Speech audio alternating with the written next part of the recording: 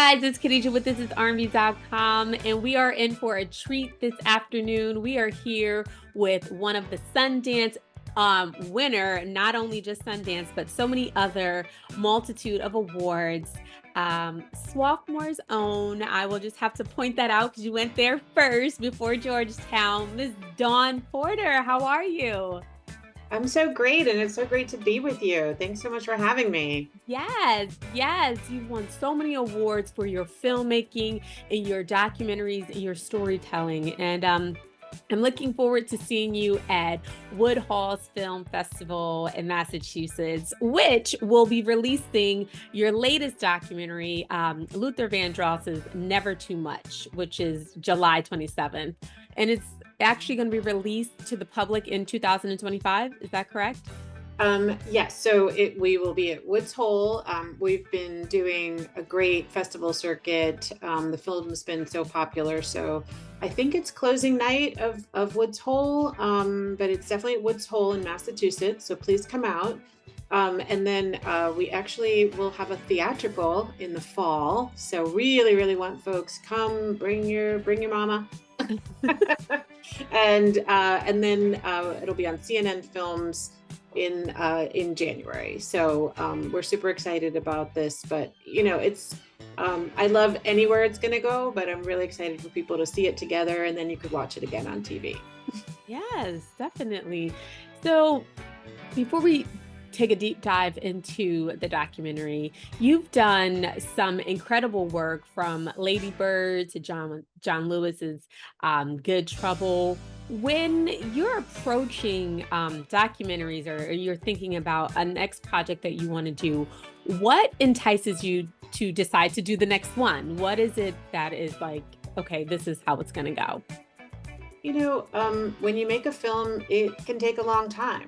So you really have to think, first of all, that there's a deeper story that people aren't aware of, or they haven't put all the pieces together. And so one of the things you can do with a long form film is you can help put all those pieces together. And that's really what happened with Luther. People might know about this song or this moment in his life, but when you see it all together, it really, the finished product is greater than the sum of its parts, kind of like, 1 + 1 = 59 with Luther, because Yes. just see all the places he was, all the things that he influenced. So that's one thing. And then I think the second thing is, you just have to ask yourself, why me? Why am I the person that gets the honor of sharing this particular story? So you don't have to be Black, you don't have to be a music person, but I think for me with Luther, like, he was always music that was just always around. And then I realized, like, I didn't really know that much about his family or his background, so I just had a lot of curiosity. But then so many of the songs and so much of his work was so familiar. It was like time traveling for me. Yeah. And so that was the why me for me with this particular artist. And it was literally just a joy to discover and remember. And that's, what I think audiences are feeling. They're like, it's the combination of, I didn't know that, and oh, I love that. Mm-hmm. It's mixing both things. Yes. And we haven't seen it yet, but based off of your other documentaries, I feel like this is possibly a more lighthearted piece, because a lot of the other ones are very, not even just politically driven, but just very conscious, making us more aware of where we've been and where we're going, and if we're not careful, how things can repeat. And so for this to be in a whole other class where it's like Luther Vandross, oh my God, in my opinion, he was an enigma. Yeah. His music, like you said, resonates with so many people. And how you kind of mentioned that it was important for you to kind of tie everything all together, of like the bits and pieces that we may or may not know. So my question to you also is, because it has been on the circuit for a while, as you said, festivals, and some critics have said that they wanted you to take a more deeper dive into his personal life. What do you say about that? Because Yeah. I have personal feelings on that because I felt like he was so private and it doesn't make a difference what Yeah. it was. So as the Yeah. filmmaker who Well, pieces out, yeah. what I do you say about mean, that? what I would say is at every screening, um, we literally get applause for how we dealt with his personal life. And look, everybody wants to read Jet magazine and have the detailed behind the Yeah. scenes story. Part of being respectful of people is respecting their wishes. And so, Luther chose to live his life in a certain way. We certainly do address the topic of his sexuality, but in the end, my job is to tell the truth, and to tell the truth with people who are willing to speak, and but to also honor your subject, particularly with somebody who's passed. Yeah. If Luther was alive today, maybe he would feel differently. But he was so clear. I watched hundreds of hours of interviews with him, both interviews that were released to the public and interviews that were internal for Sony. And he always said the same thing. He said, "My sexuality is my business. I owe you my music. I owe you my best." And that's where he wanted to leave it. So there's only one or two people that have said that. So Yeah.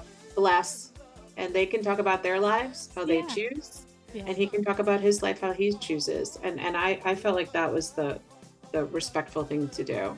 So Yes. Oh my gosh. I think that was the perfect answer because I feel the same sentiment. It doesn't change the way you love and listen to his music, whether we know or we don't know, or we think and we can speculate, whatever. But at the end of the day, the overall feeling that I get from you and from other people who have reviewed the movie is that he was so loved, and that for his wishes to be still honored and granted after he is gone, it just also speaks to a testament of who he was and how he was in people's lives, that they were like, hey, we're going to respect your wishes and just, you know, focus on the music, which is important. And was it more than just preservation of his great impact um, for the musical history that Luther has done for us, for you, for making this movie? well, I think because Luther was such a superior artist, what we see of him is really him. Mostly we see him at his peak. We hear the polished songs, we see the amazing concerts, but there's a story of process of how he gets to that. And what I think people haven't, some people might know, but I really wanted them to focus on his genius, on Yeah. his perfectionism, on his skill as an arranger and composer and songwriter. And, John Platt, who's the head of Sony Publishing, who was also a DJ. And one of the things he said that really resonated with me is he's like, people don't know that Luther wrote so many of those songs, and that Yeah. he wrote for other people. He wrote Jump to It for Aretha Franklin. He produced for her. That he, really thought of background singing, and his career was in background singing first as an art, that he was background for Roberta Flack, for Carly Simon, for Bette Midler, for David Bowie. So this is a person who was perfecting his craft for many, many years before he was publicly well known. And so I think it's really important for everybody, but I think it's particularly important for Black people, that we not just be magical Negroes who come Yeah. out and can do something, but to see the process of how much work went into making him great. He started out certainly with some natural talent, but also with drive Yeah. and discipline and intelligence. And that's what I want to highlight. And I think it's too often it is not highlighted in our people. So Yes, yes. And to me, this is like a full circle moment because that was my wedding song. One of Never Too Much, um, the title of the movie, for our wedding, which when we were picking out, which I feel like a lot of married couples or couples in general, anyone that just loves music, you can find any emotion, any thought, any feeling that you have in his music, in his lyrics. And it was just like, no question. what we were going to choose. So how was it for you, having access to all of Luther's treasures and troves and life-changing lyrics and, all these archive clips? Like you said, you went through thousands and thousands of recordings and everything courtesy of, Sony. How was that for you, just as a music lover? How you said you grew up on it, and just It your was fingertips. it was such a process of discovery, and the feeling that I was having seeing things, I was like, I want the audience to have this. So, we go way back, but as you mentioned, we had liner notes from his albums. We had rehearsal footage where he's rehearsing his singers and his dancers. We had access to the costumes, many of which he designed, which people don't know, that he, would sketch and then give them to a seamstress to make. So all of those, like, beaded, those were all hand beaded, and he put some of his own money into it. So details like that, then when you see what the show looked like, you really appreciate it.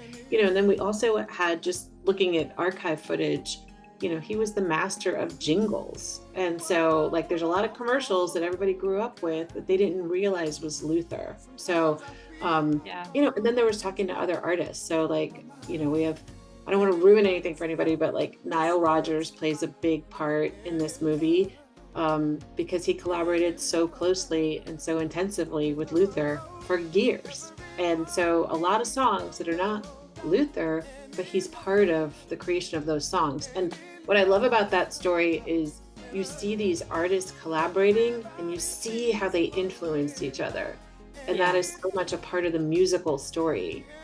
So it was so much fun to find these things. Yes. And then, to see something that really meant a lot to him was artists that Luther was very, very big fan of female vocalists, particularly Dionne Warwick, Aretha Franklin, so Diana Ross. Like, these were the women he looked up to. Yeah. And he said this great thing. He's like, I wanted to make people feel like Dionne made me feel the first time I saw her in concert. And it was just this elegance. So I think the film is also a celebration of Black music, because Luther was celebrating Black music. He was so open about who influenced him and what he was trying to achieve. And so that was like just a beautiful discovery, to tie those, stories together. And then once you see it, you can't unsee it. You're like, oh, Yeah. of course, he's trying to look like Dionne there, but in his own. Right. And I also, like, kind of saw the generosity of artists. People were so happy when he covered their music. Yeah. Because he brought his own, approach to it, but he also honored the original artist. So this movie, speaking to, like, some of my other work, I have done a lot of political movies or movies with a political orientation. Mm-hmm. And so this was kind of like the movie I needed right now. Like, life is tough. It is. Every day there's like climate and Yeah. MAGAs and murders. And I was like, this man's story, he certainly has some ups and downs, and we cover those. Mhm. But generally, this is a story of resilient brilliance. And you see the result of it. You see the result of his work. I mean, if anything, it's just gone too soon, Yeah. But For sure. I think the reason people are enjoying seeing it together is they have this cathartic experience Mhm. of, oh, I didn't know that. Oh, and how I love that more now. Yeah. I know what went into making it. Yes.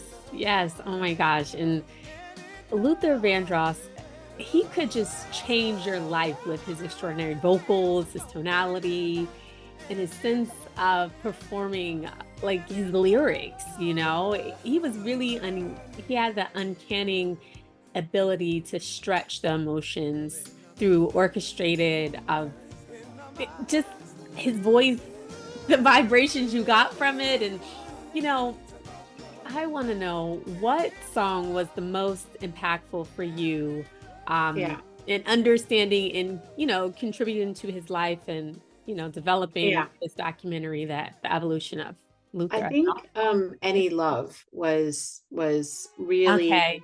interesting. He describes it as the most autobiographical song that he's ever wrote, that he ever Yeah. wrote. And, he was on Oprah 14 times. Wow. I So, had no idea. See, this is what I mean. Like the documentary, just people who are diehard fans will get to, find little tidbits about that. and yes, and Oprah, her team was very generous with us and allowed us to use a lot of clips because they really shared, a struggle over weight that they were having in public. Yeah. So they really kind of bonded over that. And she was just a really, really big fan of his music.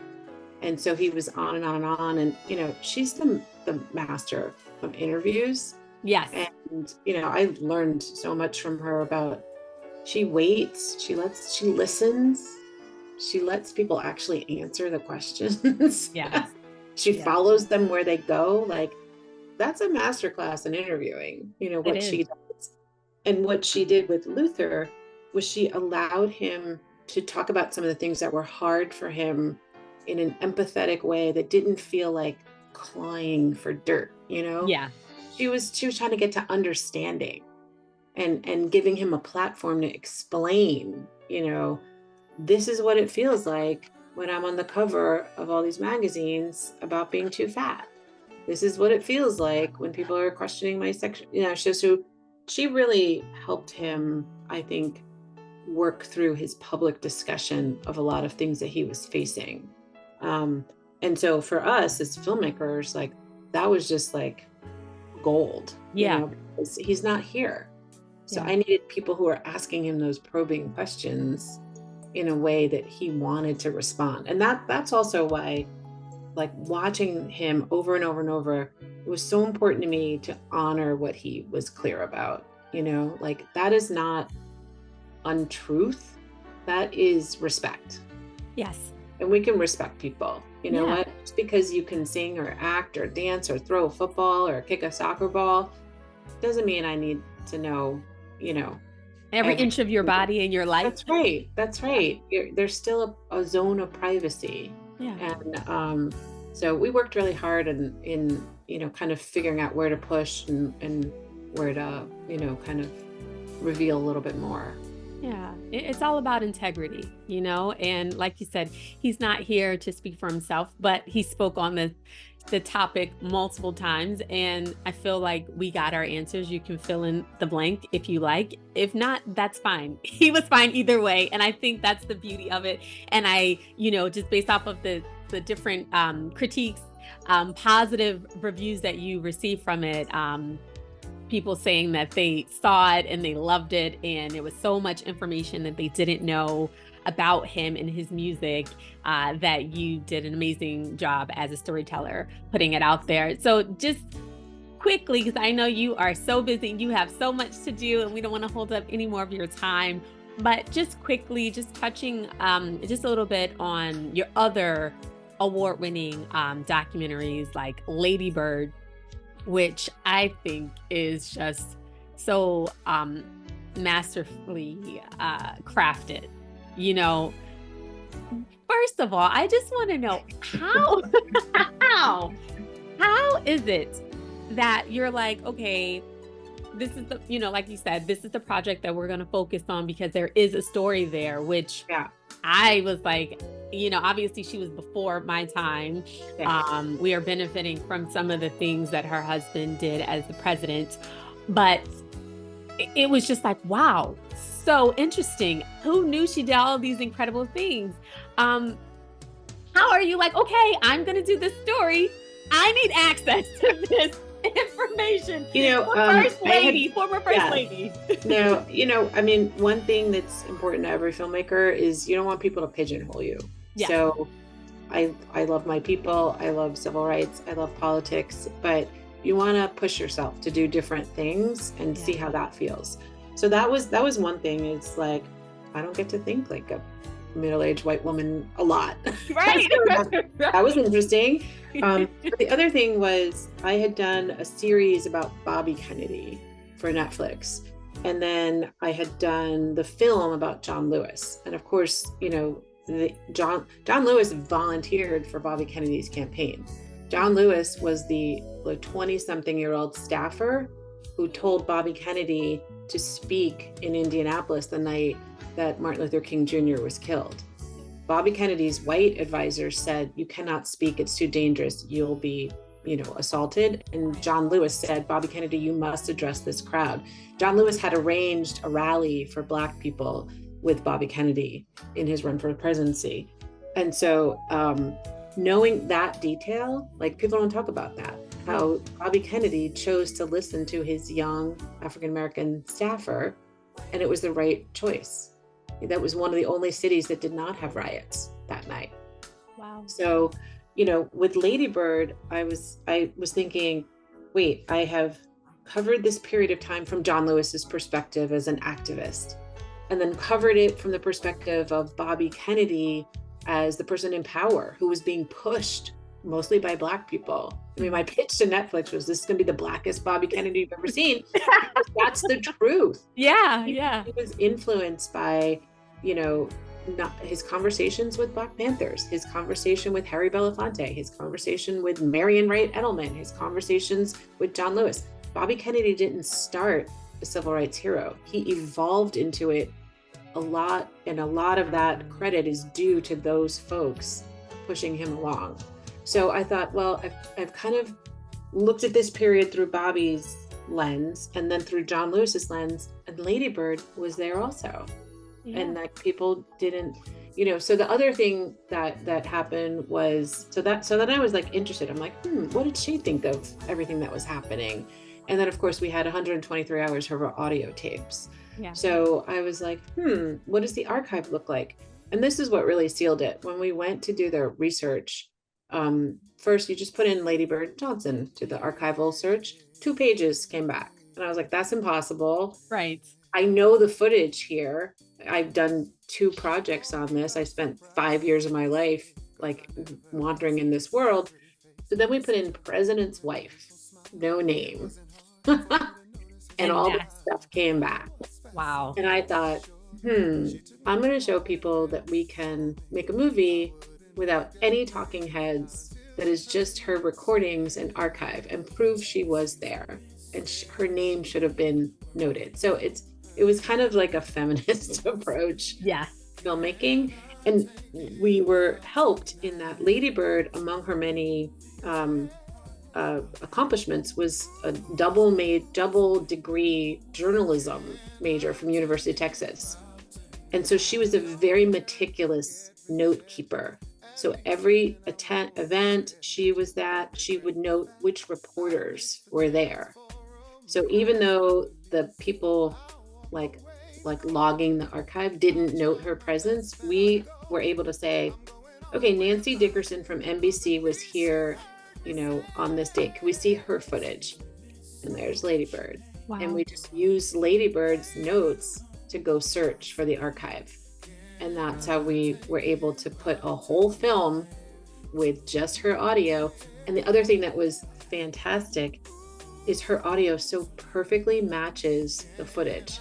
She recorded that audio without seeing the footage. So she didn't know how perfect she was narrating the actual scene. And so then you get things like Johnson was clinically depressed. He was going to resign the presidency during the State of the Union. And Ladybird had written his resignation.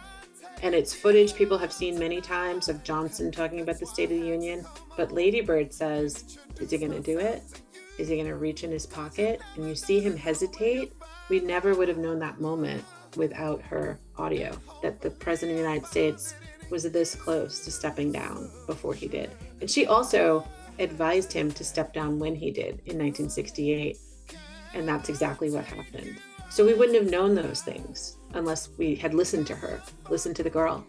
Yeah, listen to the girl. And I think that is just, I mean, so much information that you guys did and deep dived in there that I personally didn't know. And I love, like you said, the storytelling through her voice. She was narrating it throughout the whole piece. But it's important, even with John Lewis, to have the right people in your corner.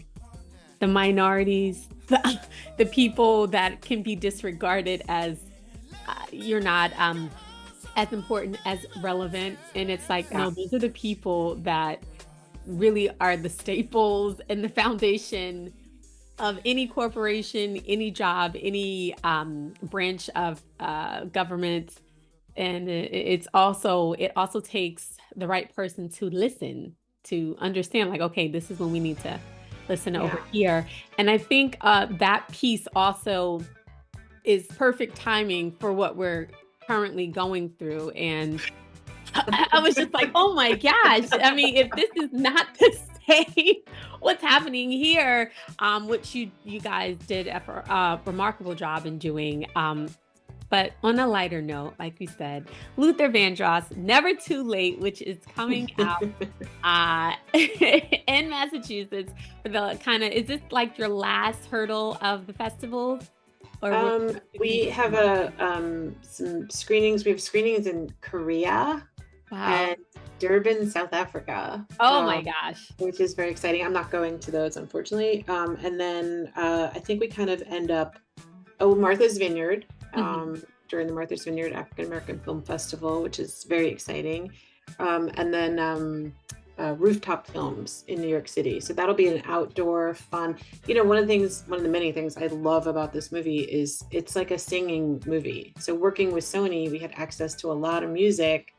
And so we could let the songs play out and, a little more than you might normally do. So, I hope people get to see it somewhere together. Yeah. Yes. And just celebrate his life and, remember. And I think there's like a lot of new fans are being created. So yeah. I've had a number of, like my kids, we play, but they don't listen to what we're playing. They're in their headphones or whatever. Right.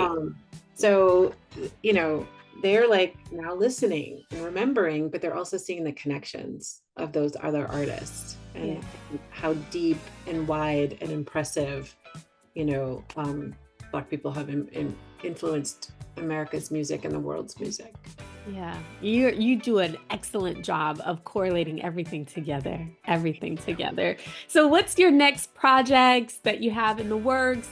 How can future filmmakers get in connection with you, and how are they able to follow in your footsteps? So we are working on Winnie and Nelson Mandela. Wow. Yep, Oh my God. You just keep South going. Africa. I love this. Yep. So I'm very excited about that. I have a project in the works with HBO about 3 wrongfully convicted people that I'm super excited about. And then a series about a reporter who embeds and essentially helps to get a lot of people freed through his reporting over the course of 20 years. So we got a lot we're doing. So the best way to is just to send, I can't talk to everybody. I wish I could. Right. But I love hearing from people. I love hearing what they're up to. If you live in a particular city and you're open to being a PA or a day hire, we love knowing that. So love hearing from people. And you can go to Trilogy Films, our website, and there's an info at Trilogy Films, and somebody actually does read all of that. Awesome. Oh my gosh, you are such an inspiration. I mean, I think it takes a special person to really, first of all, just to do documentaries, because it's so much research and so much heart and soul that goes into these important bodies of film. So we just continue to uplift you and champion you on. Thank you so much, Dawn, for everything that you've done and will continue to do. And I'm very excited to see this movie. And of course, the Mandela's coming out soon. And just quickly to just say about Luther Vandross here at This Is R&B, we feel like his musicality was amazing. He was a star beyond just his vocals. And again, based off of the critics and reviews that we've seen, you've done an incredible job doing this. Guys, whenever it comes out, make sure you go and support Dawn Porter with Luther Vandross's Never Too Much. We'll see you guys next time on ThisIsRnB.com. Take care. Thank you so much. Thank you.